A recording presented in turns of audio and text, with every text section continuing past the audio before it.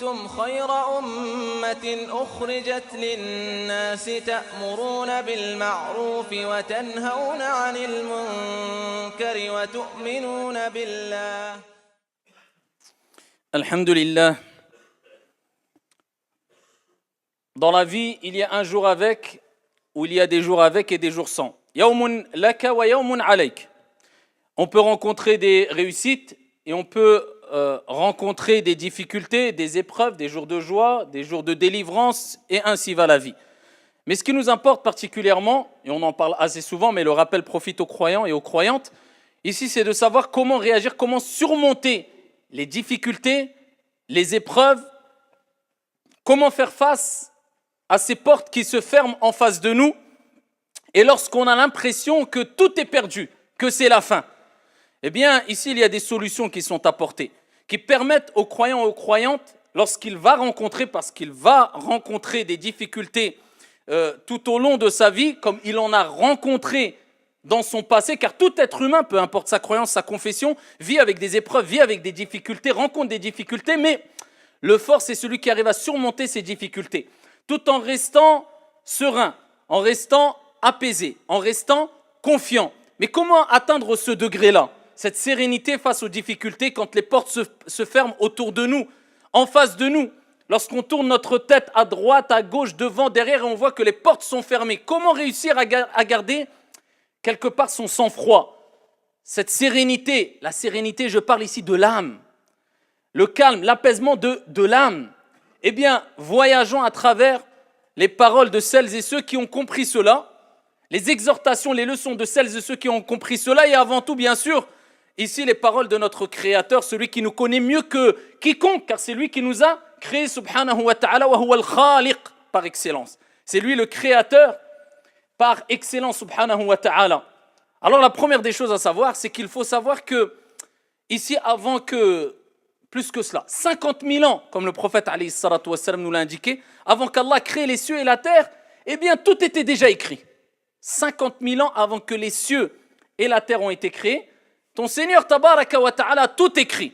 Alors au moment présent, nous avons le libre arbitre. Notre Seigneur tabaraka wa ta'ala te permet de choisir entre le bien et le mal. Tu as le libre arbitre. Si je veux maintenant, je lève ma main droite. Je ne veux pas, je la pose. Dieu m'a donné le libre arbitre. Donc ici, je suis responsable de moi-même. Je suis responsable de mes actes. Mais ce libre arbitre est sous la volonté et dépend de la volonté d'Allah. Car Allah dit وَمَا تَشَاءُونَ إِلَّا أَنْ يَشَاءَ اللَّهُ رَبُّ الْعَالَمِينَ. Vous ne pouvez vouloir que si Allah, le Seigneur des mondes, le veut. C'est-à-dire que je peux vouloir lever ma main droite, mais je l'ai levée parce que Dieu m'a donné l'autorisation. Il a voulu que je la lève. Si Dieu voulait, eh bien, il m'aurait empêché de lever cette main droite. Mais nous avons le libre arbitre. Mais Dieu sait ce qu'on va faire. Mais au moment présent, il veut qu'on l'adore. Et ici, peut-être que demain, il y aura d'autres créatures qui l'adoreront en dehors de nous, des anges et en dehors d'eux. Mais aujourd'hui, il veut que ce soit les êtres humains, parmi ces créatures, qui l'adorent. Et aujourd'hui, on a le libre arbitre qui nous permet de faire les choses, d'agir, d'œuvrer, de faire le bien. Donc, il faut savoir que Allah subhanahu wa ta'ala a tout écrit. Et quand la personne se met ça dans la tête, il ne s'encombre pas de ce stress, de ces pensées qui le perturbent. Mais qu'est-ce qui va se passer demain?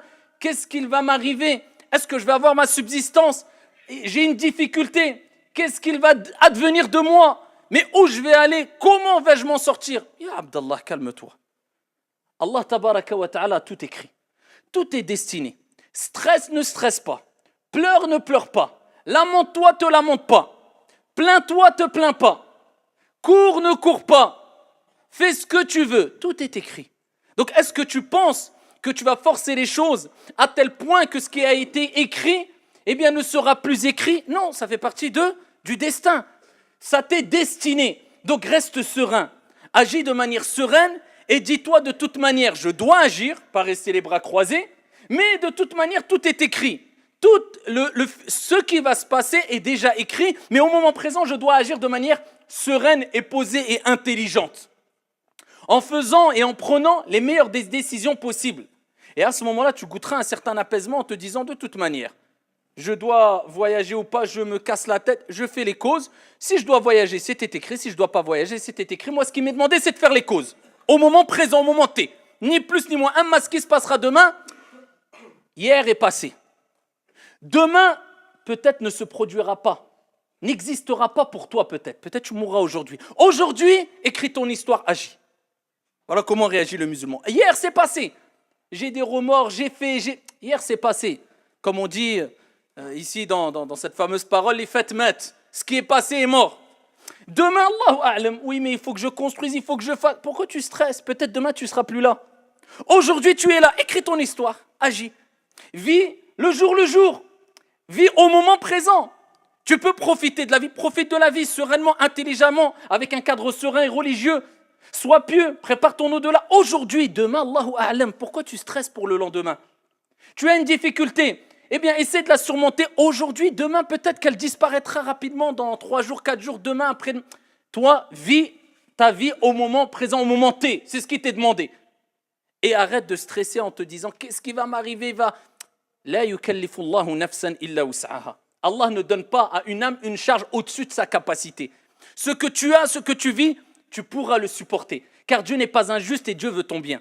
Al-Hassan al-Basri, rahimahullah ta'ala, disait lorsque j'ai compris. C'est pas lorsque j'ai su. Parce que tu peux savoir. Mais savoir ne veut pas dire comprendre. Et la compréhension passe par le savoir. Mais le savoir ne passe pas automatiquement par la compréhension. Parce qu'il faut savoir, mais ensuite il faut comprendre. Et beaucoup de gens savent, mais ne comprennent pas. Donc le fait de savoir, d'avoir du ilm, de la science, ça ne suffit pas. Parce que peut-être tu vas apprendre des choses par cœur, tu vas avoir un savoir, mais est-ce que tu l'as compris? Ça c'est la deuxième étape. Et même si tu l'as compris, l'as-tu appliqué? Al-Hassan al-Basri disait, lorsque j'ai compris, parce que Al-Hassan al-Basri avait compris, et on va le voir, la preuve qu'il avait compris, il l'a mis en application. Lorsque j'ai compris, pas su simplement, parce que quelquefois on lit des versets, Dieu est celui qui accorde sa subsistance, Dieu est celui qui délivre des problèmes. Là tu sais, mais est-ce que tu l'as compris? Comment réagis-tu lors des problèmes? Quand tu demandes ta subsistance, comment réagis-tu? Là on pourra savoir si tu as su ou tu as compris vraiment. Et si tu as compris, tu vas vivre avec le verset coranique, avec les recommandations prophétiques, avec ce que Dieu t'a dit et son messager, alayhi salatu wassalam. Tu vas mettre en application cette spiritualité, cette croyance, cette certitude, la conviction que Dieu, c'est lui qui accorde, c'est lui qui ouvre les portes, c'est lui qui délivre, c'est lui qui, ton Seigneur, tabaraka wa ta'ala. Il dit, lorsque j'ai compris que c'est Allah, mon Seigneur, qui accorde la subsistance, à ce moment-là, mon cœur s'est apaisé. Allah. Donc il t'est demandé de faire les causes. Les membres font les causes. D'accord? Et le cœur place sa confiance en Allah subhanahu wa ta'ala.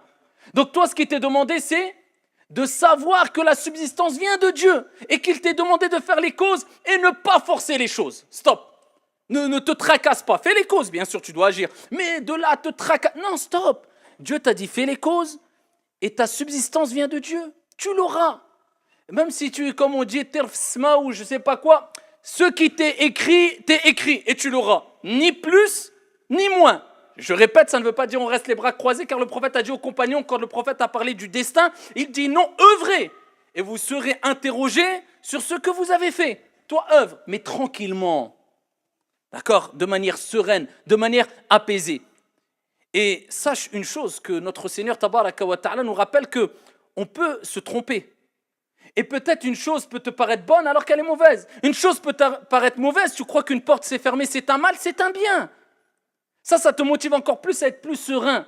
وَعَسَى أَن تَكْرَهُ شَيْئًا وَهُوَ خَيْرٌ لَكُمْ وَعَسَى أَن تُحِبُّ شَيْئًا وَهُوَ شَرٌ لَكُمْ وَاللَّهُ يَعْلَمُ وَأَنْتُمْ لَا تَعْلَمُونَ Allahu a'lam. Vous pouvez avoir de l'aversion pour une chose, vous pensez que c'est un mal alors que c'est un bien. Et vous pouvez aimer une chose, vous pensez que c'est un bien alors que c'est un mal. Allah sait, vous ne savez pas. Dieu te rappelle que, eh bien ici, qu'est-ce qui est en face de toi? Remets-toi-en à Dieu. Pourquoi? Parce que tu ne sais pas vraiment, de manière profonde, où est le bien, où est le mal. À première vue, de manière apparente, ça c'est le bien, ça c'est le mal. Par exemple, quand tu veux entreprendre une affaire, acheter un véhicule, te marier, voyager. Mais est-ce que tu sais vraiment que ce voyage est bon pour toi ou pas? À première vue, oui. mais fais la prière de la consultation. Remets-toi-en à Dieu, celui qui connaît Al-Ghaib, celui qui connaît l'invisible, qui connaît le futur, qui connaît ce que tu ne connais pas et qui sait ce que tu ne sais pas. Et il sait ce qu'il y a en toi. Et avant même que tu parles, il sait ce que tu allais dire. Et il sait ce que tu caches. Et il sait même ce que tu aurais dit si tu l'avais dit, même si tu ne l'as pas dit. Subhanahu wa ta'ala. Et c'est pour cela qu'il est important de vivre avec ça, le fait de se dire de toute manière, khayr, insha'Allah. Il y a un bien, insha'Allah. On ne sait pas où est le bien. Surtout que, quand une porte se ferme en face de nous, ne te dis pas que c'est un mal absolu, ou même si c'est une épreuve pour toi, c'est une difficulté. Rappelle-toi de la parole de Ibn al-Qayyim rahmatullahi alayhi lorsqu'il dit « Ma aghlaqa Allahu ala abdin baban bi hikmatihi illa fataha lahu babayni bi rahmatihi subhanahu wa ta'ala » Allah Jalla wa ala ne ferme pas une porte à un de ses serviteurs par sagesse. Parce qu'Allah, c'est lui, Al-Hakim. C'est-à-dire, c'est celui qui sait ce qu'il te faut, qui te convient le mieux, au moment qu'il faut, de la manière qu'il faut. Toi, tu ne sais pas, tu es limité. Non, tu persistes, ça c'est un bien, je veux absolument ça. Non, peut-être qu'Allah Jalla wa ala sait qu'il y a un mal pour toi et que tu mérites qu'il t'évite ce mal-là. Donc, il te ferme cette porte. Ibn al-Qayyim disait, aucun serviteur ne se voit fermer une porte par Dieu devant lui de par sa sagesse. C'est-à-dire, il n'y a aucun serviteur à qui Dieu ferme une porte de par sa sagesse, subhanahu wa ta'ala, sans qu'à côté Dieu ne lui ouvre deux portes de par sa miséricorde. Allah te ferme une porte, c'est par sagesse. Il sait que ce n'était pas bon pour toi sûrement. Mais à côté, si tu patientes et tu t'en remets à Dieu, et alhamdoulilah, tu es apaisé quant au destin de Dieu, eh bien sache qu'Allah t'ouvrira Inch'Allah, deux, si ce n'est plus, porte de par sa miséricorde, car sa miséricorde dépasse sa colère, subhanahu wa ta'ala. Allah, tabaraka wa ta'ala, son indulgence, sa miséricorde est vaste. Donc n'essaye pas de forcer les choses. Et wallah, par Allah azza wa jal. Wallah, si Allah a dévoilé ce qui nous a évité, de par sa sagesse, lorsqu'on veut forcer les choses, de par notre ignorance, wallahi, nos larmes auraient inondé le sol par amour pour lui, subhanahu wa ta'ala. Mais quelquefois, on force les choses. Et Allah, Jalla wa ala, eh bien, de par sa miséricorde, même s'il veut que tu insistes, eh bien, il te ferme les portes. Toi, tu ne sais pas. Et peut-être même, tu feras partie des gens qui se plaindront en disant « Pourquoi Dieu ne me donne pas ?» Imaginez-vous, et Allah garde ça pour lui, alors qu'Allah, Jalla wa ala, eh bien, ne veut pas te le donner parce qu'il sait que c'est un mal. Et si Allah te dévoilait cela, tu aurais tellement honte de ton ignorance, que je suis sûr que nous toutes et tous, on pleurerait et on verserait des larmes jusqu'à inonder le sol par amour pour Allah Azza wa Jalla en lui demandant pardon, Ya Rab, c'est toi Al-Alim, c'est toi Al-Hakim, et nous sommes des ignorants face à ta grande, ici, science et sagesse, Ya Allah. Et c'est pour cela qu'il est important de toujours, ici, garder son calme. Alhamdulillahi ala kulli hal. Réagir comme ça, quoi qu'il arrive. Alhamdulillah dans toutes les situations. Qadar Allah wa ma sha'a fa'al. C'est ce qu'Allah a destiné. Et ce qu'Allah Jalla wa ala veut, eh bien il le fait. Alhamdulillah. Louez Allah, remerciez Allah Azza wa Jal. Et peut-être que 10 ans après, tu te rendras compte qu'en fin de compte, c'était un mal. Et qu'Allah Azza wa Jal t'a apporté un grand bien. Et quand tu remets la cassette en arrière, tu te dis, Ya Rab, combien de fois je me suis plaint. Même peut-être certains, c'est pas à Allah d'Allah Azza wa Jal, alors que Dieu, pendant des années, a patienté avec moi, car celui qui patiente le plus, comme le prophète alayhi salatu wassalam a dit, c'est Allah subhanahu wa ta'ala. Alors que Dieu a patienté pour m'accorder ce bienfait, m'éviter un grand mal. Sois apaisé, sois serein, peu importe ce qu'il arrive. Reste toujours de manière sereine à cheminer vers ton Seigneur tabaraka wa ta'ala en étant satisfait. Et n'oublie pas que très peu sont ces gens-là. C'est pour ça qu'Allah dit dans le Coran, وَقَلِيلٌ مِّنْ عِبَادِيَ الشَّكُورِ. Il dit, et peu de mes serviteurs, peu, ce n'est pas beaucoup, peu parmi mes serviteurs sont reconnaissants. C'est-à-dire que beaucoup sont ingrats. Et combien sont ingrats? Alors on regarde tout ce qu'on perd autour de nous, mais on oublie tout ce qu'on a gagné, tout ce que Dieu nous a donné, c'est même pas autour de nous, ne serait-ce que sur nous, dans notre corps. Si aujourd'hui Allah Azza wa Jal t'ôtait la vue, et ensuite on te disait que il faudrait donner toutes tes richesses pour retrouver la vue, Wallahi tu donnerais toutes tes richesses, et plus encore si tu pouvais. As-tu déjà dit Alhamdulillah, Ya Rab, merci Allah pour m'avoir accordé la vue alors que beaucoup n'ont pas la vue? Non. À part cela, nous, qu'est-ce qu'on fait? Eh bien, illa man rahimallah, toute la journée. Mais pourquoi? Comme si quelquefois on voulait remettre indirectement la faute sur Dieu. Mais tu as oublié que tu as le libre arbitre et le mal qui t'arrive, c'est toi qui l'as provoqué de tes propres mains. Comme le bien qui t'arrive, c'est toi qui le provoques de tes propres mains, ya Abdallah. Pourquoi remettre la faute à ton Seigneur, sur ton Seigneur, tabaraka wa ta'ala, alors qu'Allah Jalla wa ala veut ton bien? Et Allah n'a pas besoin de toi. Et Allah t'a évité beaucoup de mal tout au long de ta vie. Mais, وَقَلِيلٌ مِّنْ عِبَادِيَ الشَّكُورُ, peu de mes serviteurs sont reconnaissants. Et pour vivre avec cet apaisement, il est important de méditer quant au fait que, face à la difficulté, il y a une leçon divine. Quand tu as une épreuve, quand tu as une difficulté, Allah t'envoie une leçon. Allah te parle. Lors des épreuves, quelque part Allah te parle. Allah te dit, oh mon serviteur, reviens. C'est pour ça qu'Allah Jalla wa ala dit dans le Coran, bien sûr, ibtida'an, il parle et il s'adresse aux hypocrites à l'époque du prophète sallallahu alayhi wa sallam, mais il y a une ibra dans ce verset coranique de manière générale parce que on voit la finalité ici et il dit, ne voit-il pas qu'on les éprouve 1 à 2 fois chaque année dans Surat At-Tawbah? Ne voit-il pas qu'on les éprouve 1 à 2 fois chaque année? Malgré cela, ils ne se repentent et ne se souviennent pas. Parmi les sagesses de l'épreuve, c'est quoi? C'est pas un mal. C'est Dieu qui te donne un électrochoc. C'est Dieu qui t'appelle. C'est Dieu qui t'invite à revenir vers lui, à te repentir. Donc l'intelligent, celui qui se souvient de cela, eh bien se repent et se dit, Allah m'a envoyé un message. Donc c'est quelque part Dieu qui a pensé à toi. Il ne t'a pas oublié. Pourquoi? Parce que quand on a une épreuve, eh bien on a tendance à laisser toute cette vie d'ici-bas d'un côté et se retourner vers Allah subhanahu wa ta'ala, lever nos mains vers le haut, comme si on disait, ya Allah, en fait, il n'y a de vrai que toi. Et seul toi peut m'assister, peut me secourir. Eh bien, on dit, ya Rab. Mais quand on est noyé dans les réussites, dans les bonheurs, dans le succès, eh bien, on a tendance à oublier Dieu. Donc Dieu, il te dit, attention, ne m'oublie pas. Tu n'es ici-bas que de passage. Profite de ta vie, mais ne m'oublie pas. Peut-être tu t'es écarté trop parce que, ibtida'an, je vous ai dit en premier lieu, ce verset est descendu pour les hypocrites, pour ici les rappeler à l'ordre. Regardez bien que c'est des hypocrites, Dieu les éprouve, mais pourquoi? Certains mufassirun ont dit que c'était par la faim, par la misère, C'était pour qu'ils reviennent. Dieu leur dit, les inviter à revenir, à se repentir. Donc toi, quand tu as une épreuve, si tu n'as pas compris l'épreuve comme une purification, comme étant une purification, et un message divin, afin que tu reviennes vers le divin, vers ton Seigneur, tabaraka wa ta'ala, eh bien tu n'as pas répondu à l'appel d'Allah, tabaraka wa ta'ala. Tu n'as pas compris le message divin. Tu n'as pas compris la leçon, ya Abdallah. Allah, quand il parle d'eux, il dit, malgré cela, ils ne se repentent ni se souviennent. Voilà pourquoi il faut prendre cela comme une exhortation venant de ton Seigneur tabaraka wa ta'ala avant que, eh bien, tu encours une punition divine dans l'au-delà. Et après, tu n'auras peut-être pas d'excuses parce que Dieu te dira, je t'ai envoyé des messages. C'était pas pour t'éprouver gratuitement, mais c'était pour que tu reviennes. As-tu compris ces messages, oui ou non? À toi de te poser la question, j'ai été éprouvé. J'ai compris ou pas? Je me suis repenti ou pas? J'ai compris que peut-être, oh là là, ça c'est un message et peut-être c'est le dernier message. Allah a dit, n'ont-ils pas vu qu'on les éprouve? Pas 1 million de fois, 1 à 2 fois par an. 1 à 2 fois par an. Et en général, regardez souvent quand on s'écarte, on a une épreuve. On a une grosse difficulté.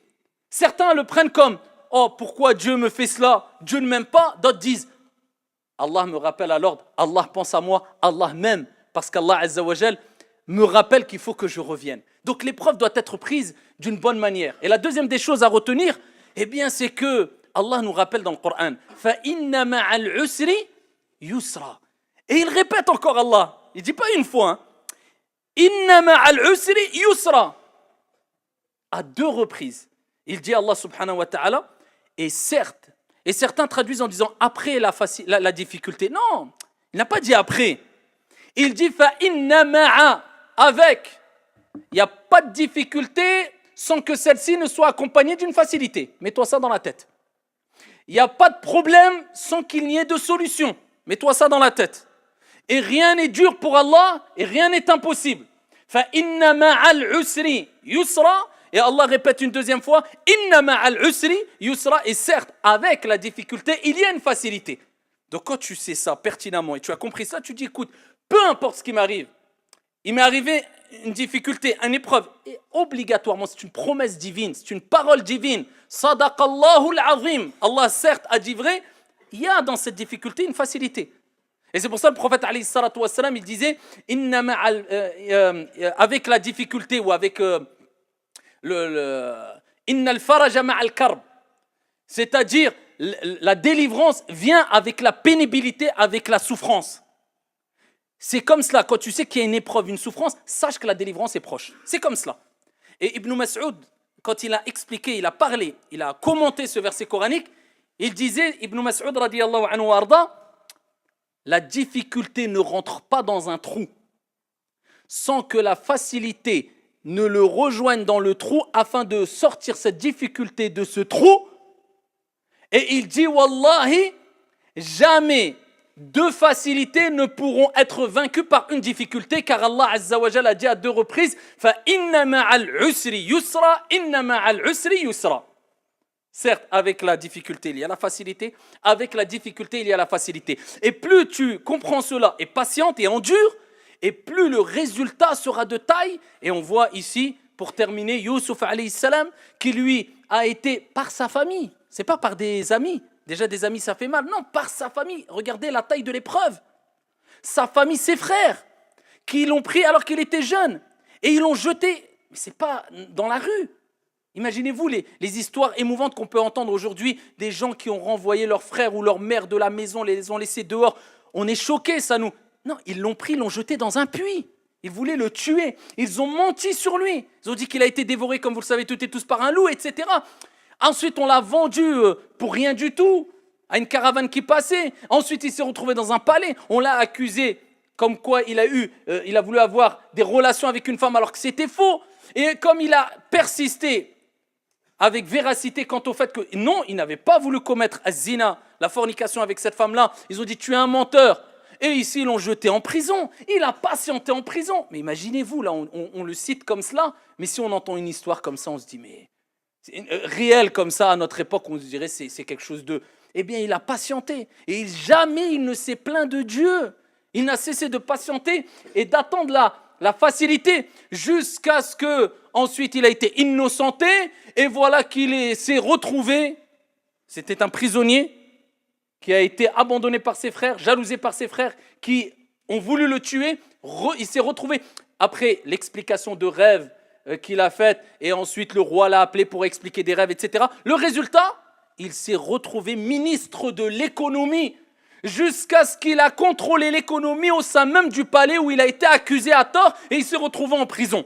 Et ses frères sont partis le retrouver et ensuite ils se sont excusés, reconnus son honorabilité, ses frères ainsi que son père. Youssouf alayhi salam, fa inna ma'al usri yusra. Plus la patience est de taille et plus le résultat sera de taille. Le prophète alayhi salatu wassalam, à Taïf, des enfants lui ont jeté des pierres jusqu'à ce qu'il saignait, il était tout seul.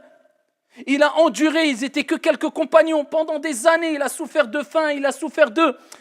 Il a répondu au mal par le bien.